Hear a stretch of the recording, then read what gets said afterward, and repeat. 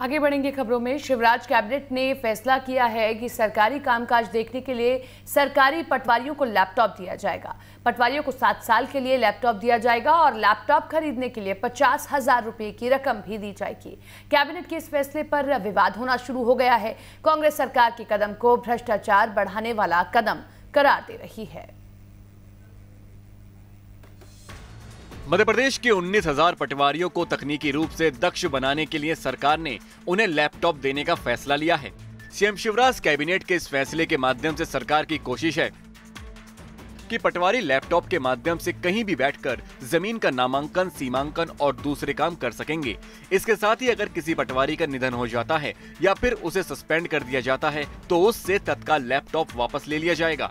पटवारी को लैपटॉप खरीदने के लिए 50,000 रुपए भी दिए जाएंगे। लेकिन अब सरकार के फैसले पर विवाद होना शुरू हो गया है।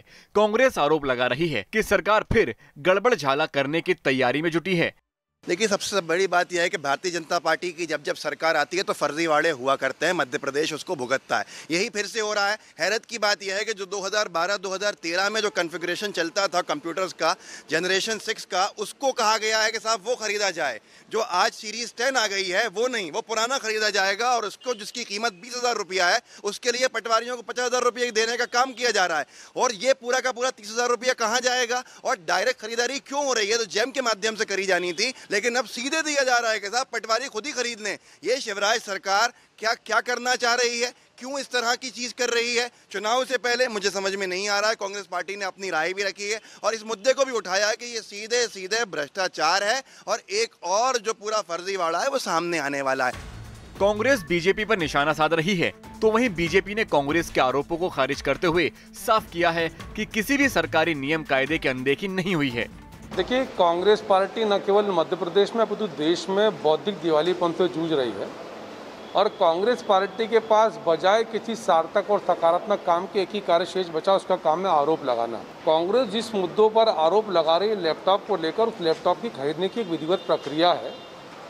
ऐसा नहीं कि सरकार में कोई एकमेव निर्णय लेकर तय कर लेता है कि ये लैपटॉप खरीदाएगा। उसकी एक प्रक्रिया होती है, टेंडर होते हैं, स्पेसिफिकेशन होते हैं, न्यूनतम दर तय होती है। अगर टेंडर की प्रक्रिया नहीं है तो जेम से खरीदी की प्रक्रिया है, जहां विशेषज्ञों की समिति दर निर्धारित करती है।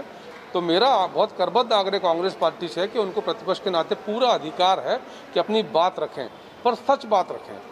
आरोप लगाना और सिर्फ भ्रम के लिए आरोप लगाना, मुझे लगता है कि एक सस्ती और घटिया राजनीति कांग्रेस इन दिनों अपना रही है, जो उचित नहीं है।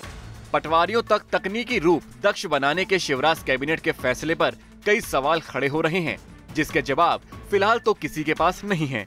कांग्रेस और तकनीकी विशेषज्ञों की मांग है कि लैपटॉप में एक रूपता के लिए खरीदी एक साथ की जाए, जिससे सरकार को खरीदी और अन्य सर्विस में फायदा भी हो।